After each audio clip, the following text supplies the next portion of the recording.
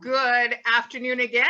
It's Wednesday at 2 o'clock. So that means it's Fast Facts and Features with me, the brand ambassador, Jeanette for Ethical Flooring. And oh my gosh, I don't know if you're as excited as I am, Kevin, because we get to talk today, part 3 in Engineered Hardwood Flooring 101, about the bad. What to look for when you are choosing a hardwood floor. So just to recap, because it's always good because we get new followers. We get new followers on our pages all over the place. So if we can recap what we have been talking about a good hardwood floor. What are some of the key features that you want to be looking for in a good hardwood floor?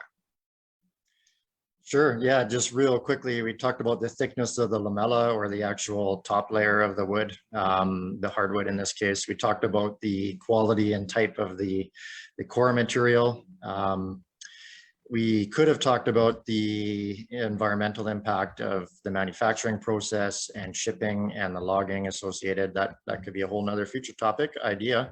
Okay, perfect. Yeah, so I think that's what we've covered so far, and we're ready to dive into the ugly side of things, I think. Yes, so let's bring up our your show and tell piece.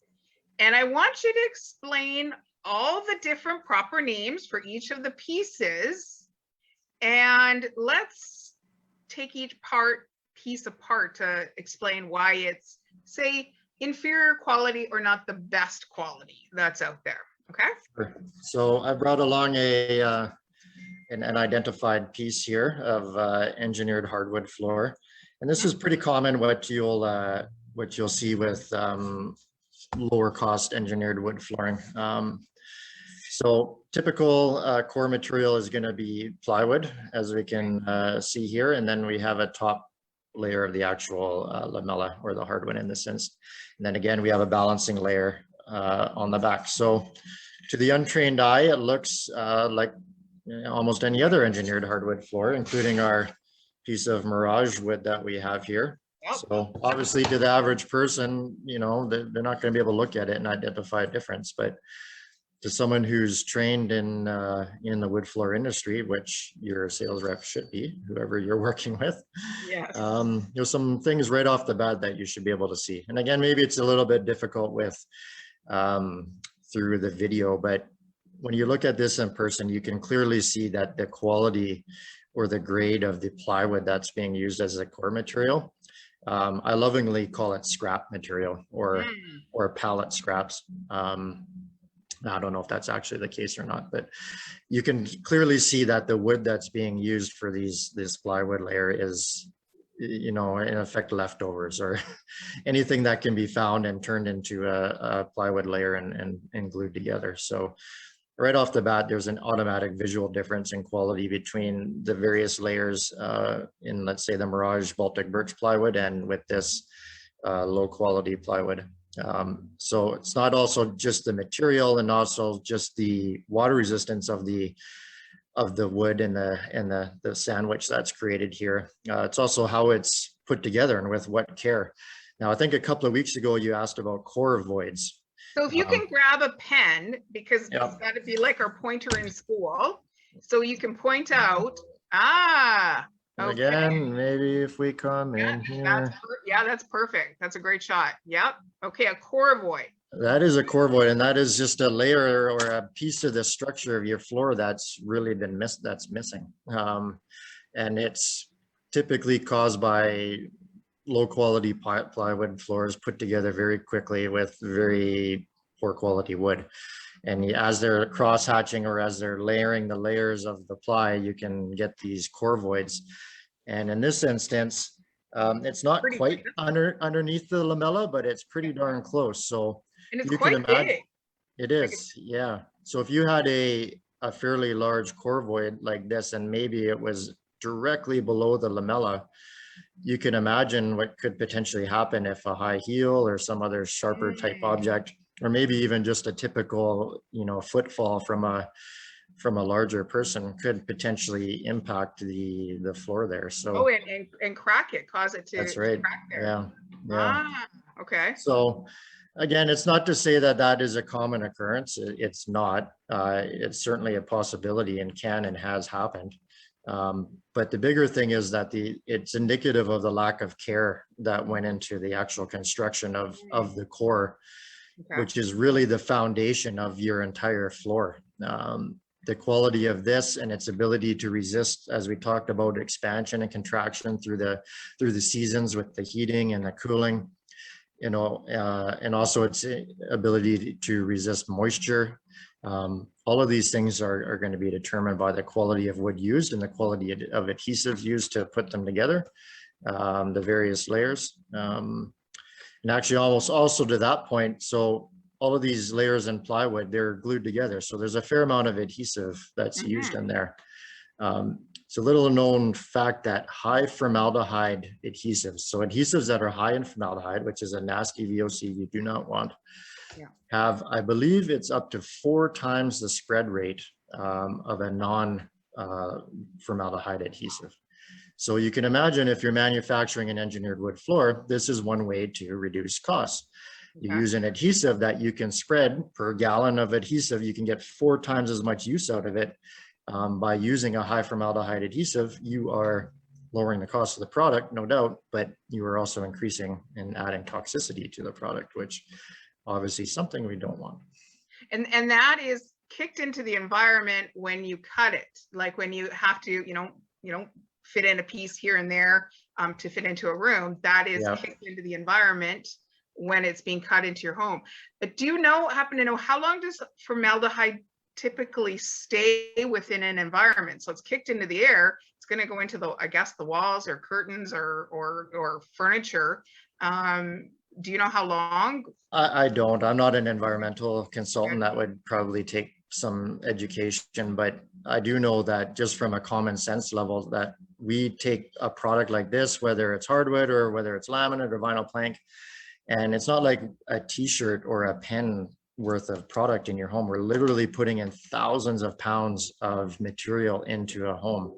And we can imagine if that is off-gassing VOCs, formaldehyde being one of them, at an unsafe level, it's not an inconsequential thing. There's a massive amount of potential off-gassing from these thousands of pounds of material that's been placed in the home. So it's obviously unbelievably important that the product that we're putting in is not going to be emitting. I mean, now all hardwood floor does emit natural VOCs just by the nature of it being a tree, actually, believe it or not. But we're obviously looking for testing to ensure that it's not anywhere near what is a harmful level. So one thing that I noticed from your good quality piece that you had in your one hand in that is in the sawing of the piece, it looks like the inferior quality because of the glues almost cause a little bit of burn. Is that just an optical illusion? Like, yeah, I think that could be just from a little bit more flammable than the other ones. No, I think that's just whoever cut the sample was using a dull blade was probably my.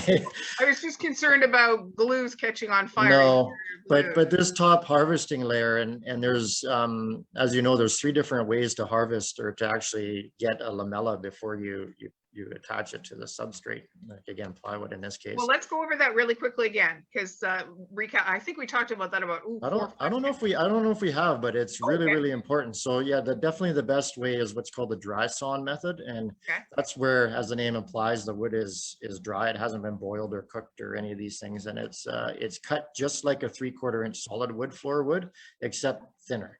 So you don't get any repetitive visuals. You get a very strong surface that's resistant to cracking. All of the great things that you get in a solid wood floor, you get in an engineered.